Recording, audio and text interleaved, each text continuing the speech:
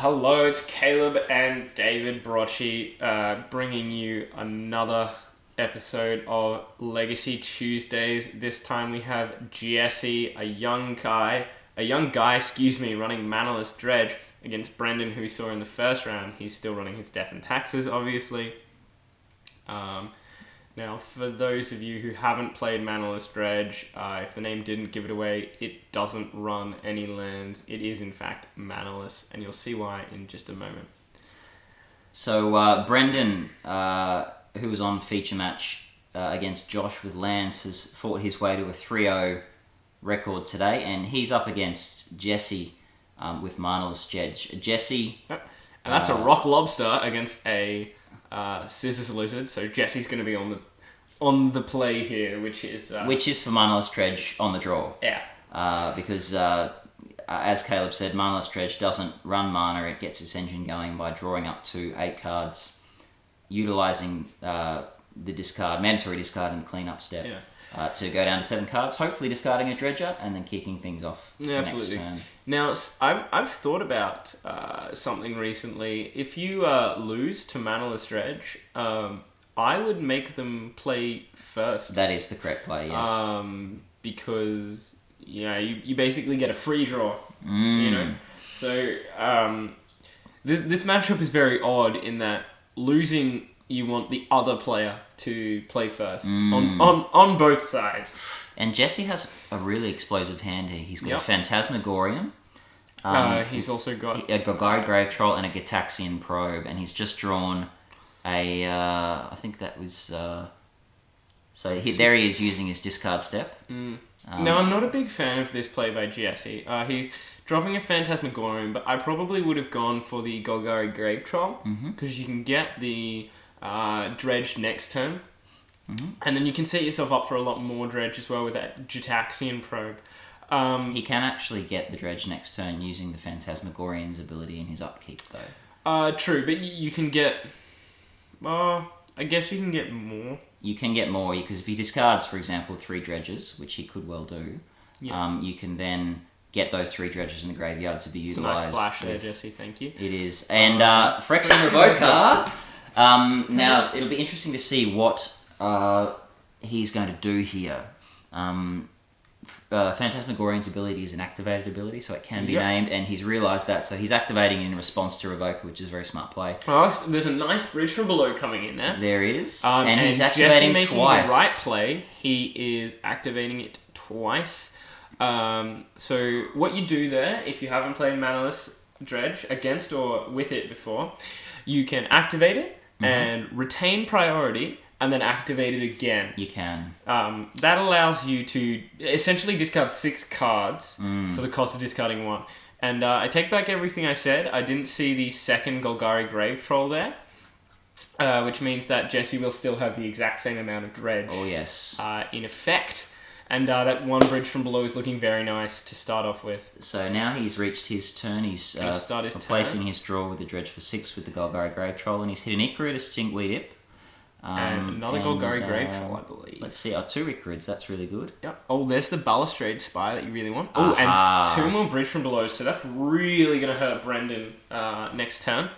It is, because those Icarids will come into play with absolutely. Haste, and then will disappear, creating a lot of tokens. Yeah, I believe 2 each. Yeah, that's right. Now, if Jessie and is that's a third bridge from below there that he's cut. So there there's are actually 3.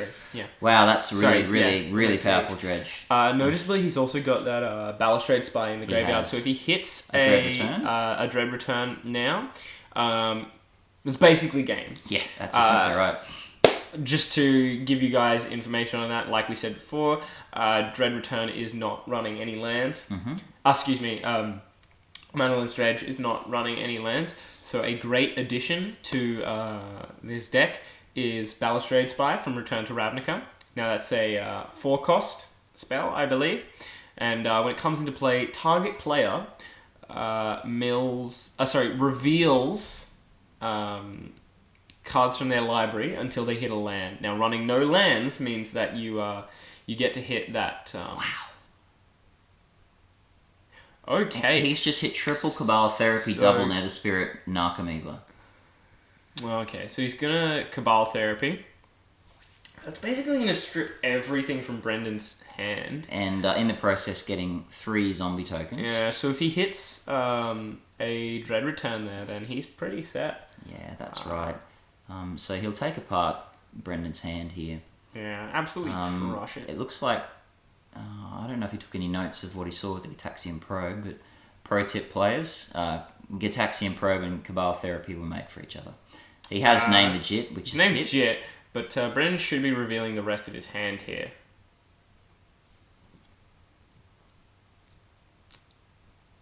Yeah, so Jessie calling him out on that one. Probably wanting to name the Spirit of the Labyrinth here. Yeah. Given that it will mess with his dredge mechanic. And possibly also that Swords to Plowshares as the other card. But he's passed the turn now with 3 zombie tokens on the board. Okay. So Brendan's playing a Rishadan Port. That's right. Not very effective in this match. Mana Denial, not the best thing to be doing against Manaless Dredge, given that there is no mana. So we've... Brendan, considering his options here, he's up against it in game 1, as most decks are, though, against Manaless Dredge. Yeah, it's very explosive and... and Athalia, so that sets Jessie back considerably. True, but he does still have those... Icarids. He does. I mean, it cuts off his Balustrade Spy... win because he can't pay mana for the Dread Return. Yeah. So now really what he's going to be doing is beating down with Icarids and Nether Shadows. So it looks like he's in his upkeep now. He's triggering his Icarids. Yeah. So something to note with Dredge is when you dredge, you can actually determine how the cards are placed into your graveyard. Yeah, that's right. So I don't know if Jessie knows this, but it doesn't really seem to have had any effect since he drew those 3 Cabal Therapies and the Nether Shadows. But you can basically put those Nether Shadows on the bottom. Yeah, that's right. Manaless Dredge is one of the only decks in Legacy in which graveyard order actually matters. Yeah. And it matters because of those Nether Spirits. So he's going to hit another Narcomoeba. So we're probably going to see... Wow! Alright, so that's all the bridge from belows. In the first 3 dredges. And it looks like he can't pay the 1 mana to cast that spell. But it looks like Brendan may well be disappearing under a pile of zombie tokens here. Yeah. So, the unfortunate part here is... if he swings with those 2 Icarids and Brendan block... Well, not so much, actually. If he swings with those 2 Icarids and Brendan blocks with the 2 creatures...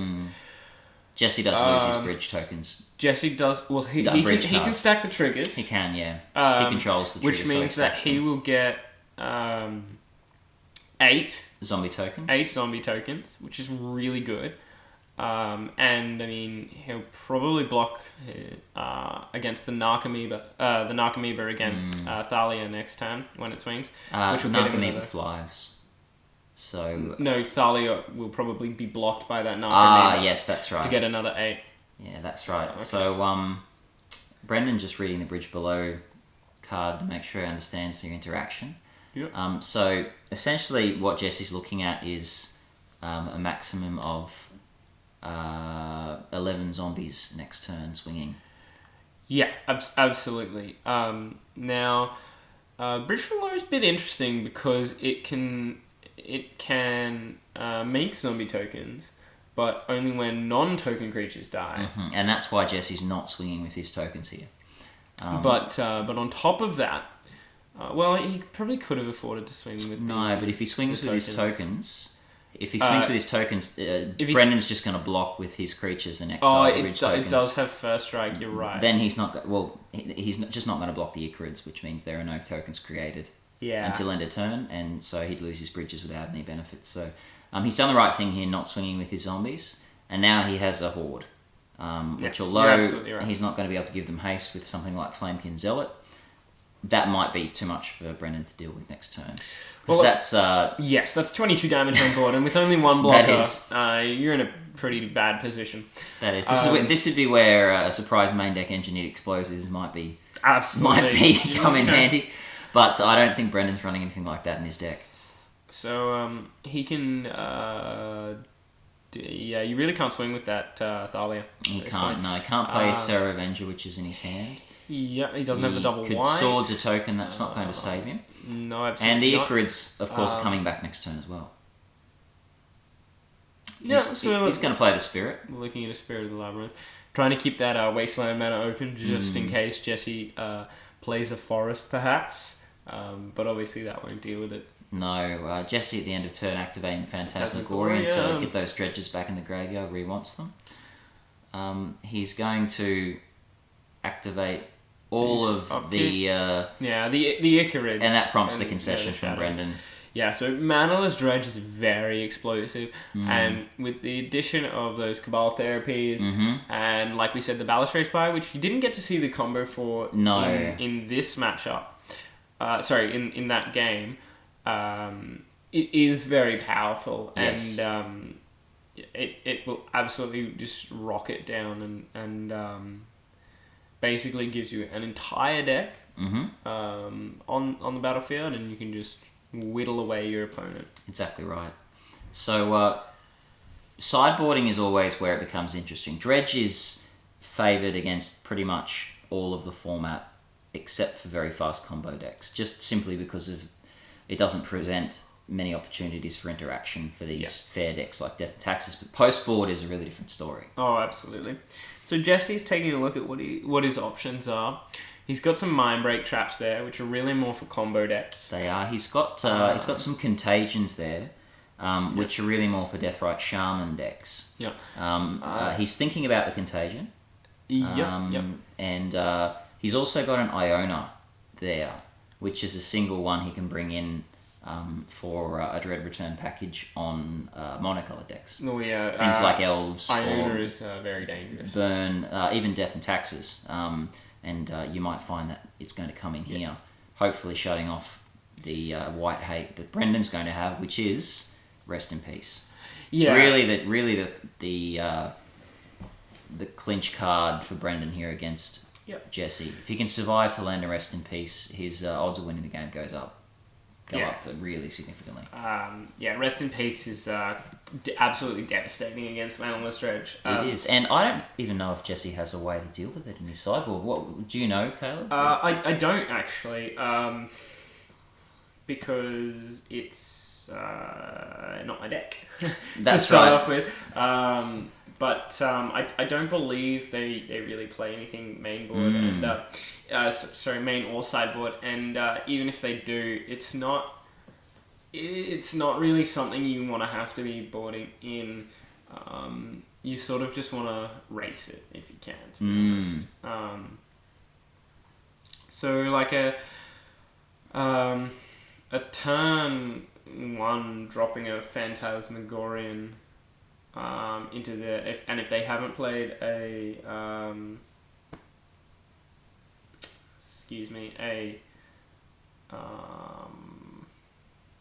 card that I've forgotten. If they haven't played the Rest in Peace by then, or Wheel of Sun and Moon, to name some other cards that was an old favourite of mine before Rest in Peace came on. Yeah, that's another Death and Taxes white card that you can run. Exactly right. If you want to diversify your hate package. Doesn't actually shut off Manaless Dredge if you slam it too late, not like Rest in Peace does. Which exiles the graveyard. Yeah, Wheel of Sun and Moon. It does make you immune to the Painter Stone combo though. Yeah. You can just name yourself with Wheel of Sun and Moon, and then your cards just keep cycling through. But that's that will cause a draw. It will. So, it's still hilarious. So I always put it in my board just for the opportunity to do that, people. Yeah. You could even call it a brew and bring it along to Tuesday Brew Days. You could. Now, Jessie's still taking some time with sideboarding. Well, this is his second time that he's played in Legacy, I believe. It is. And you can tell he's quite a young fellow. But, he takes his time and he does. plays quite well. I understand he's quite an accomplished standard and modern player. Okay. And you can see he's very deft with his hands. He's obviously played a lot of Magic. Certainly got a lot more dexterity than I have. Yeah. In terms of his shuffling technique and the way he handles his cards. Yeah, I'm not a big fan of the 7-card split, but he's doing it quite well. All right. This is seven. I used to be back when I was. This is the old Saito style. I don't know if you've ever seen Tomoharu Saito, the Japanese pro shuffle. I haven't seen him shuffle, but I've seen people shuffle like that. It's something to behold. He's got lightning quick hands. I'm much more fond of that shuffle there. Yes. Which, if you've ever played against me, my cards don't look very nice. I shuffle like a demon. Oh dear. Is something I've been told before. Dearie me, we've got a couple of demon shufflers at Legacy Tuesdays. I'm not going to comment on who they are. We've got one admitted one here, but there are other couple of people I don't out there. riffle shuffle. I'm not that bad. I do tend to notice that my decks don't last ages. So let's see I'm what a lot more careful with other people's decks though. My own, I don't really care. I paid for it. I'll do what I want. Now, Jessie's opened up with a Dredger, a Narcomoeba. Unfortunately, a Narcomoeba. There's a Shambling Shell, a really Golgari Thug, a Golgari Grave Troll. Brendan seems to have taken the play here, which is contrary to what we were suggesting, that you should be putting Manaless Dredge on the draw. Yeah. You should be putting Manaless Dredge on the play if you've lost the first game. It basically gives you a free draw. So I mean, I don't know how long Brendan's been playing for. A fair while, but I'm not sure how much experience he has playing against Manaless. Having said that, he is at 2 mana now. Yeah. We'll see if he's got the rest in peace. Yeah, free draw. Free draws, can't go wrong with that. Yeah, it's very powerful. So, if I was in Brendan's shoes, not knowing what Jessie's playing, I would definitely... knowing what Jessie's playing, but not knowing how he's sideboarded, I would very aggressively mulligan for that 2 mana and a rest in peace. Yeah. It gives you lots of time. It does, doesn't it? And time is exactly what even you'll if, need. like you said, I believe, you were mentioning to me earlier that you... used to play Manaless Dredge with a forest, and what card was it? Sorry, I did.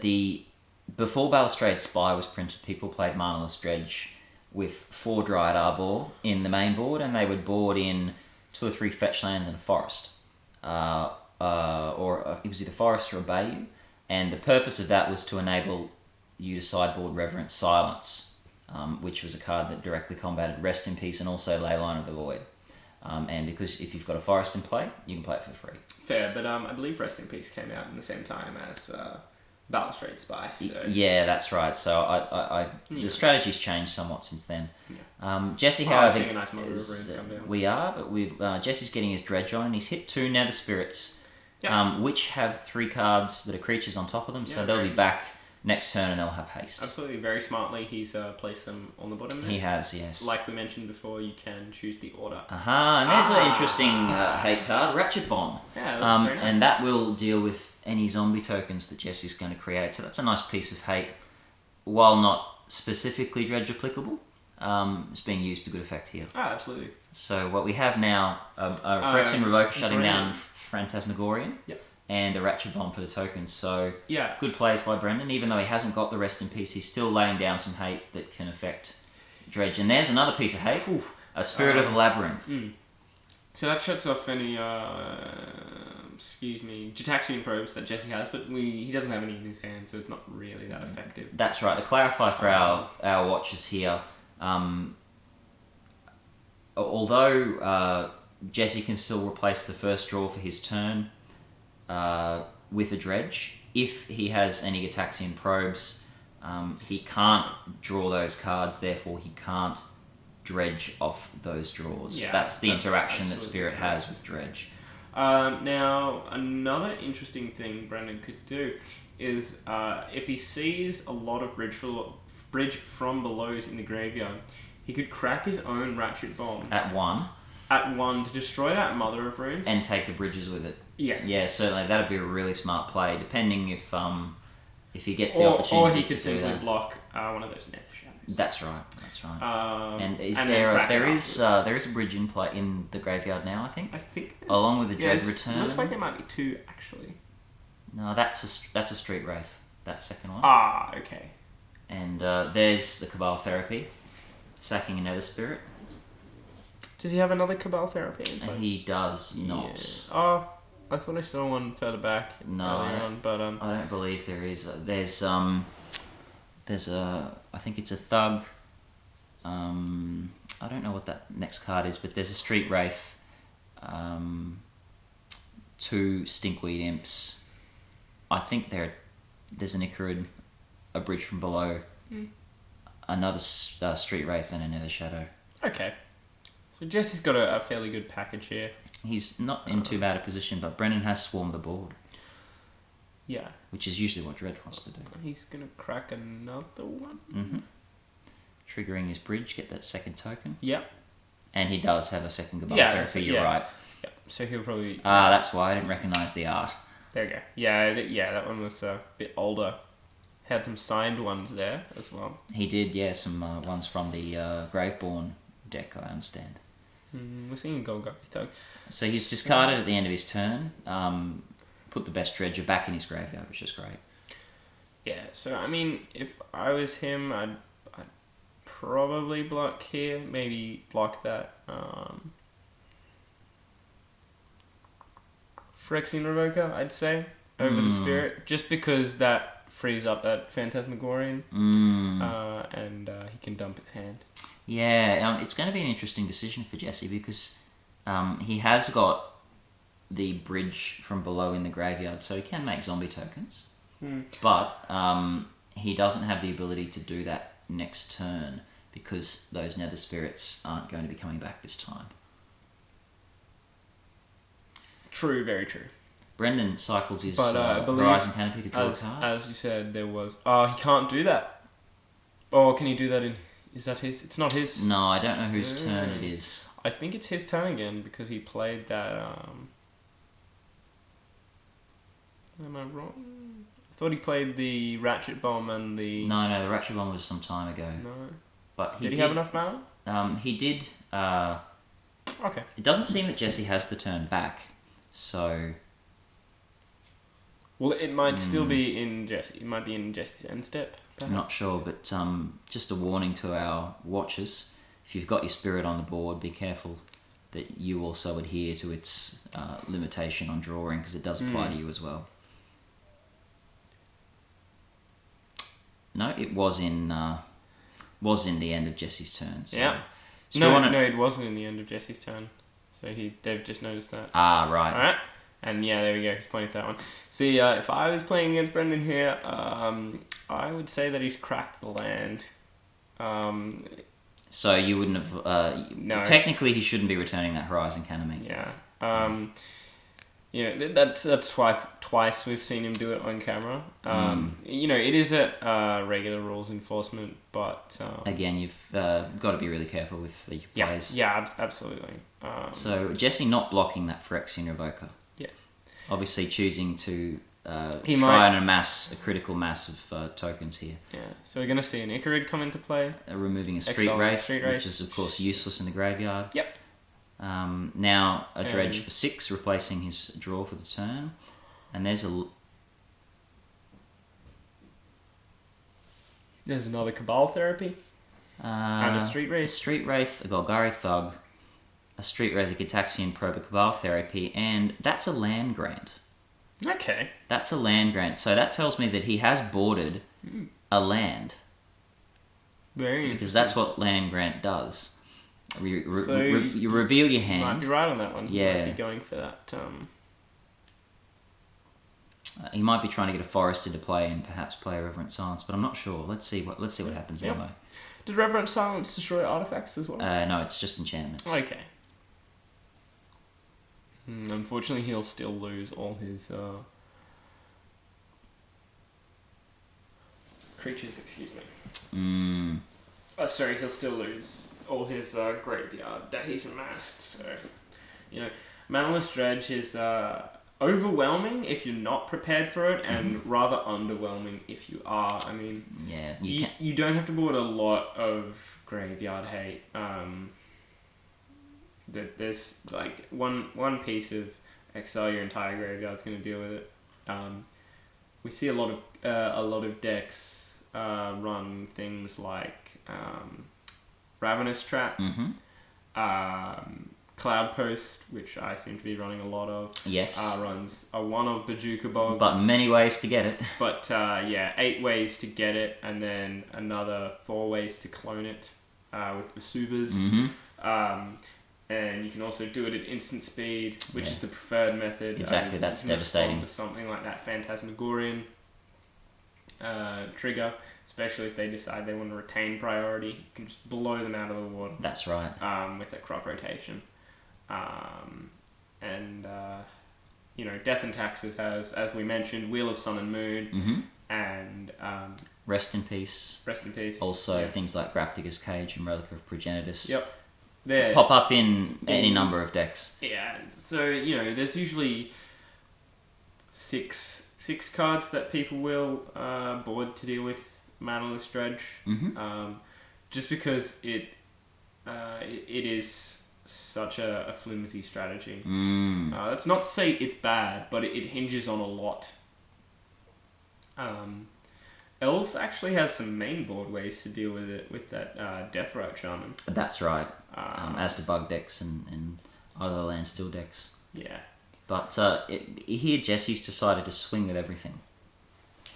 So trying to force Brendan into some unfavourable trades, it seems. Knowing that he's going to get his Nether Spirits back next turn, perhaps. So what Brendan's done is he's cracked the Ratchet Bomb. He's going to block the Icarid with the Mother of Runes and give the Mother of Runes protection from white. So he's Jesse's put the Icarid probably in the wrong spot there. He has actually. That should have been at the bottom of the graveyard. Should be underneath that. Golgari Grave Troll. That's right. This is the problem.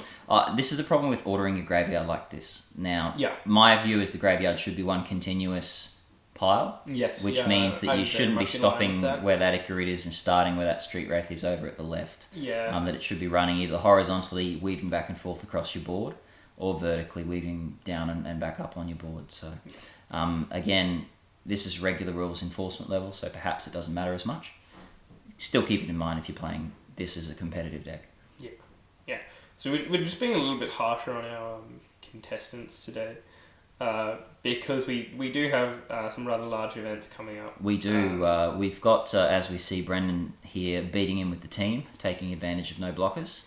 We've got a World Magic Cup qualifier coming up, and a PTQ as well. We've also got a big legacy event for July.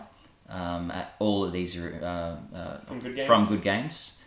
And a couple of GPTs coming up here and there as well. It's always good to keep in mind how you should structure, like how you should play. You should never not play as if you were. That's right. Being competitive. So we're seeing here a Flair of the Hatebound, Gitaxian Probe, Street Wraith, Phantasmagorian, and a green card I couldn't quite make out. Can you see what that one is, Caleb? That I don't know.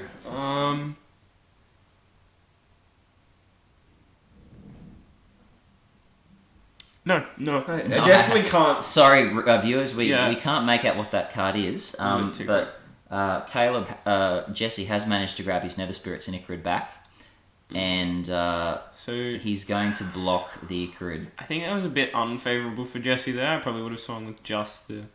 Oh, sorry, is Icarid? It's a 3/1 or it's a 4/1. It's a 3/1. Yep. So the first strike deals with it. He has netted 2 zombie tokens with it. He passes back for the turn. He's forgotten discard. Does that? I probably wouldn't have swung with those Nether Shadows if that was the case, just to hold them up against. He's getting the the damage in though. So yeah, absolutely. So, but he's open on the counter swing to a lot. 1, 2, 3, 4, 5, 6, 7, 8, 9, 10, 11 damage. So, unfortunately, subtract 3, subtract 2. That's right. Subtract Flicker Wisp. So it's really only 3 damage that he'll take at maximum from here, and he'll trade pretty well. He should, yes. Getting a couple of creatures out of it as well. Probably taking that Phyrexian Revoker out of action. And that means he can drop a lot more with that Phantasmagorian as well. That's right, but he hasn't got a land again, so even if he does dredge into that Dread Return, he can't play it. Very true. Which is unfortunate because he has Flavor of the Hatebound in the graveyard, and you can quite quickly end games with Manaless Dredge by simply dredging a Dread Return and Dread Returning Flavor of the Hatebound into Golgari Grave Troll, and that's usually enough to kill people. Yeah. Given that Golgari Grave Troll is always so big. Is Flavor of the Hatebound when it comes into play? Or That's right. It's a triggered ability when it or another creature comes into play. Okay.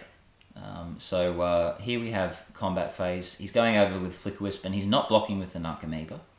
Yeah. Which means he doesn't get tokens, but means he keeps his bridges for next turn. Very true. Very true.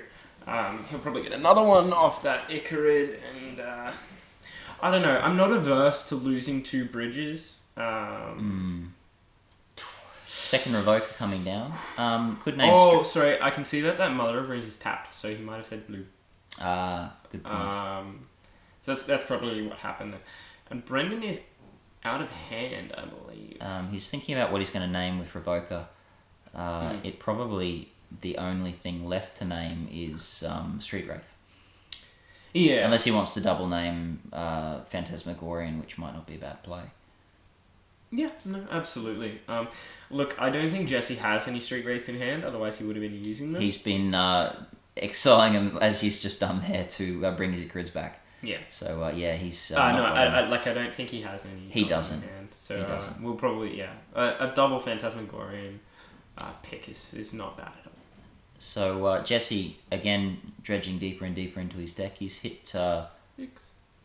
Dredges 6 with his Troll. He's hit a Nether Spirit, Phantasmagorian, a Shambling Shell, another Flayer of the Hatebound, and he has boarded in some lands. Yep, there's a Bay. See a Bay there. Yeah, so you were right on that account. Jessie's actually running the one off for this.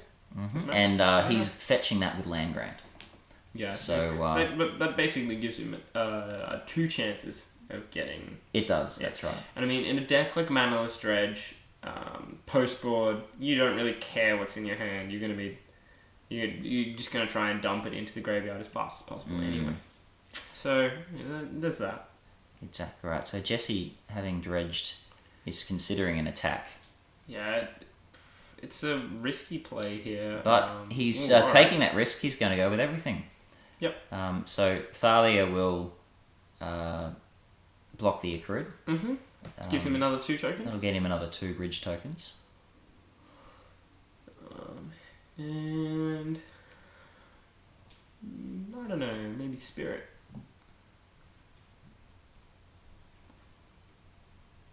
I might, if I was Brendan, I'd probably be bouncing that Thalia with my Caracas. I think that's what he's got there. To well, no, it doesn't really matter. You just don't have to pay. Yeah, it's fine. Sorry, I should say nothing.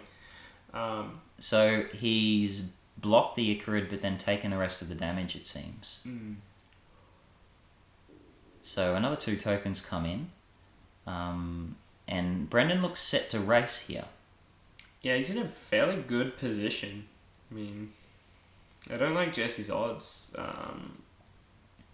He's actually had a rather slow dredge day. He has, but he's massing it up. Oh, he's got a very good graveyard. Yeah, Brendan, absolutely. I think, has drawn a land. And has just simply...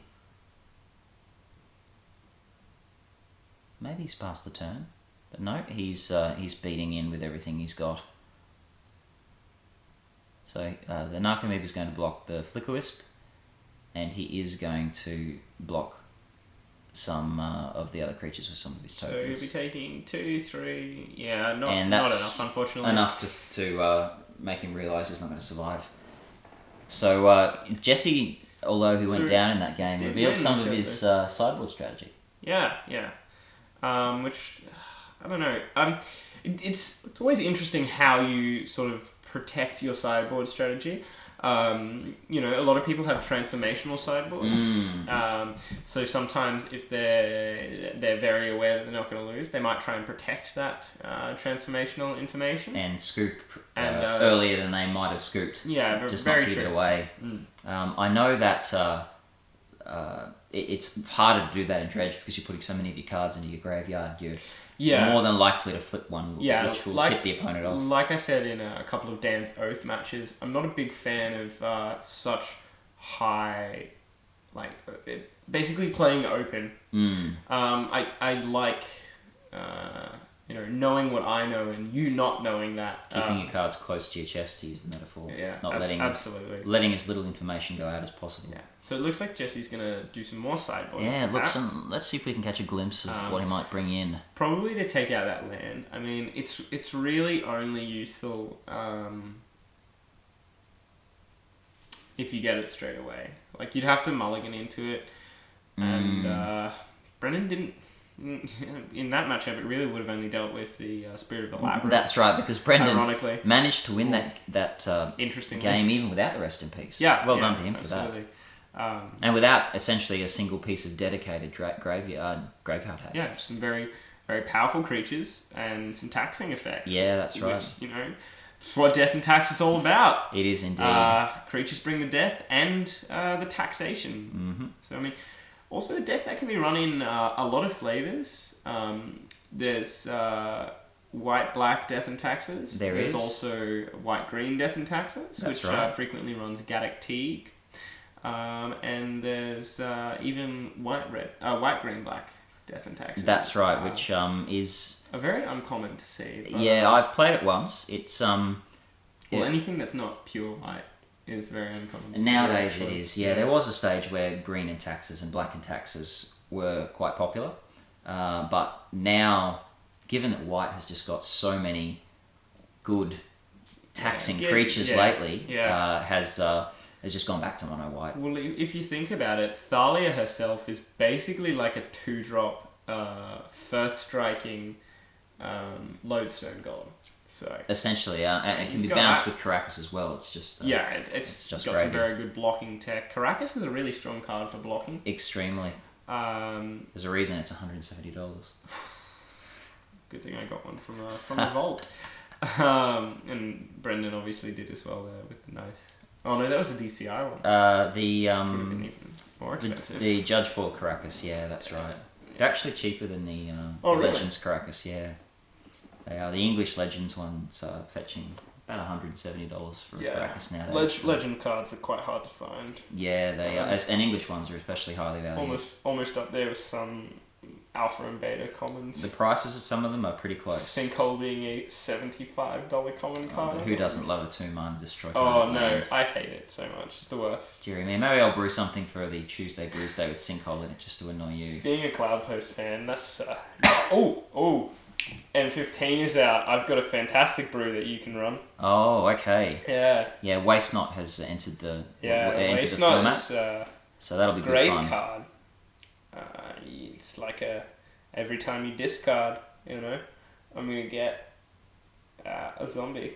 Yeah. It's almost like a bridge from below with no downside. It is, isn't it? It comes down turn 1/2 because it only costs 1 mana. I understand. Whoop, bit of a spillage there. Not revealing anything that Brennan didn't already know about though, so fortunate for that. Jesse giving it a good shuffle up here. He will no doubt decide to start on the draw. Yeah. Get his engine going that much earlier. Yeah. Brendan, however, picks up his hand. Will we see that Rest in Peace? I can see Richard and Port there. Not much else at the moment from this angle. Yeah. Like we said earlier, we should have a new one coming up soon. We will. But Jesse's done really well for himself because this is, like we said before, his second time playing, I believe, Legacy.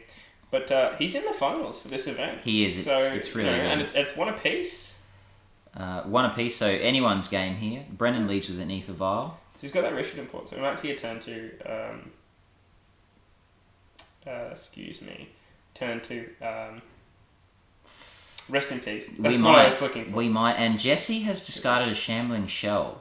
Okay. That's a Dredge 3 card.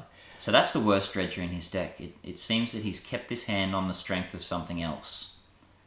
Street Wraith. There we go. In response to the Phyrexian Revoker, he's going to cycle Street Wraith to replace that with a Dredge. He's got a Dread return straight in there. He has, and he's And also a hit an free Archimedes to get him on the Very way nice. to that 3 creature level he needs. So that's a really good play there. That Street Wraith should really be in the graveyard there. It should. I don't know why it's sitting And over on top of the other cards. Yeah, you've got to, as we said, you've got to pay particular attention to the order in which you put your graveyard, the order in which you resolve all of your triggers. So you see the Balustrade Spy. Mm-hmm. If you hit some more Narcomoebas and maybe a couple of Bridge from Belows, we could see that Balustrade Spy into XYZ tech that we talked about earlier. We could, and that'd be really good for the viewers to see, actually. But at this point, it's just Narcomoeba beat down. Oh, yeah. Nothing wrong with some Narcomoeba beat down. No, it's a legitimate way to win post-board matchups with Dredge decks, actually. So Jessie discarding back down, and discarding a Bridge from Below, it's always useful to have in your graveyard. Okay, yeah, sure. Brendan, however, ramps his file up to 2. Sorry, does he have some more Dredges in there? He's got a Grave Troll. No, sorry, he doesn't have a Grave Troll in there. Yeah, I'm a little bit confused. So he's going to Swords to Plowshares the Narcomoeba, and that's a solid play. Yeah. Gets him further away from the... he's now figured out what... Here's the awkward part where we realise, so that should actually be on top of the Dread return there, because the Dredge trigger resolves before the end of the activated ability there. Some interesting Judges information from our channel today. You know, if you'd like to hear some more Judges information, maybe we'll get a show going for it. Yeah, we might even get Jacob Richards, who's the regular judge for these Legacy events, back on to do some more commentary. Yeah. He's very experienced now with calling these Legacy interactions. Yeah. So seeing Icarid trigger number 1. Does he have a second one? And he does. He's brought 2 of them back, discarding 2, exiling 2 Street Wraiths. Oh, okay, yeah. He's exiled 2 Street Wraiths. And it doesn't seem that he has a Dredger in hand. Yeah, see, this so you might see a Dredge. I'm not a huge fan of that Bridge from Below. And you might see a Dredge deck draw. And you have. Yeah. There you go. You know. So he had the ability to discard the Grave Troll, and he chose to discard the Bridge. Perhaps he wants to milk these Icarids for all they're worth. Yeah. So the first one comes. Nevertheless, Brendan's going to take 3 and going to end up with 2 zombie tokens for his troubles. Yeah. So yeah. And second main phase, there's Cabal Therapy. So sacrificing the Icarid. Don't know if he. I think he's missed with that. Might have been Thalia that he was naming just to try and be safe there. It would have been, yeah. So now he another has land. Discarded the Grave Troll, and there's another Wasteland. That's really not very good for Brendan. Not particularly.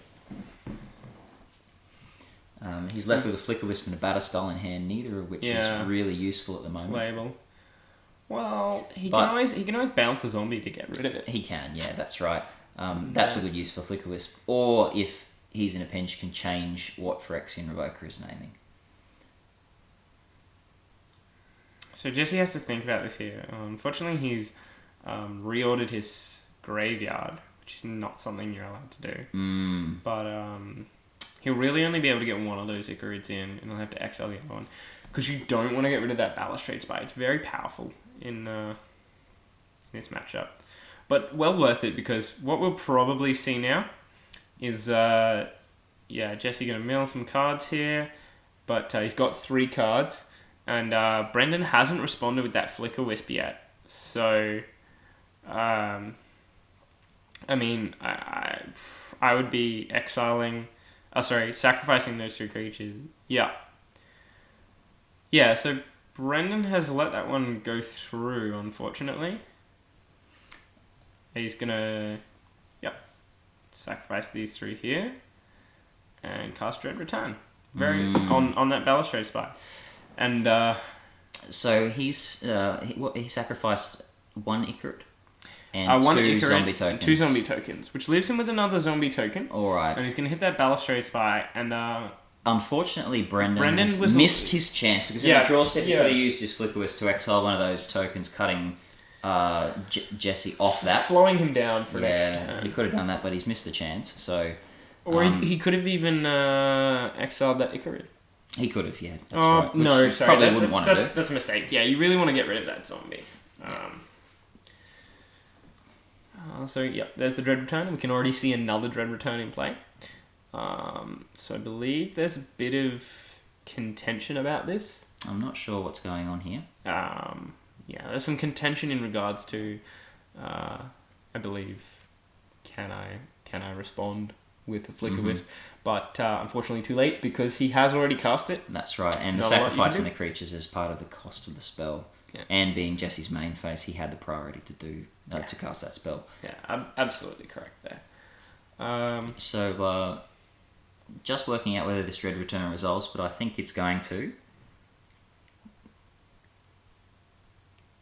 Yeah, so that looked like Jacob there, giving us the okay to here's the Balustrade resolve the Balustrade Spy. And that trigger triggers put on the sack when it comes into play.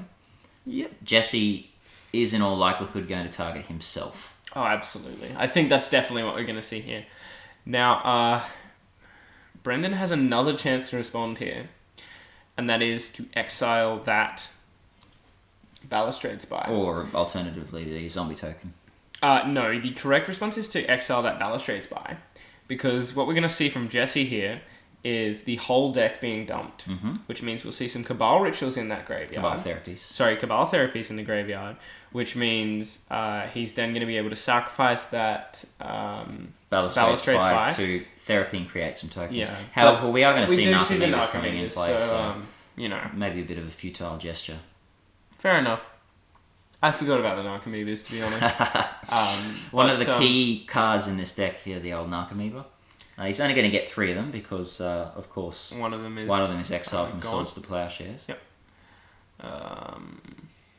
Yep. So we're seeing some Bridge from Belows coming in, and so yeah. Sorry, my apologies, viewers. The correct thing to do is hold on to that Flicker-Wisp because you will be able to stop the Golgari Grave Troll Firemane return.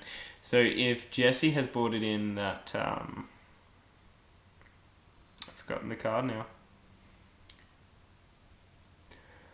now. What does it do? Gives your creatures +1/+0 in haste. Flamekin Zealot. Flamekin Zealot, there we go. Yeah, if he's boarded that in, or if it was in the deck from the start, then he's off to the races. So, we've got a Balustrade Spy, 3 Narcomoebas in play. Jessie has no library, so if he has to draw another card, he loses the game. Yeah, so if he can't do it this turn, then unfortunately that's the game. So he is flashing back Dread Return, getting a total of 9 zombie tokens. 12 zombie tokens. Sacrifice 3 and there'll be 4 in the graveyard, I believe. It's unclear what he's targeting at the moment. He's looking through... maybe there's one in his hand. My apologies. Yeah, there could be. No, he has got a Flamekin Zealot. Yeah, there so it is. He's just simply going to swing for a lot of damage. So he's going to sacrifice those 3 to bring in a Flamekin Zealot. And, of course, the Flamekin Zealot has haste as well. Quite possibly... and that's the concession from Brendan. The Flamekin Zealot, that's the oldest and really one of the oldest ways of killing with Dredge. It was used to be in almost every Dredge deck. Yeah. And the advent of Balustrade Spies just made it even better. Oh, exactly right. Exactly right. And he took those lands out, which I think is a good play. You really just want to rush that path, or rush a lot of zombies from your Bridge from Belows and your Icarids, and just get a lot of damage on board. So Brendan perhaps a little unlucky, not seeing a single piece of dedicated Dredge hate throughout 2 post-board games. Yeah. He was good enough to win the first of those 2 post-board games without, but couldn't repeat his performance, unfortunately, with the second one.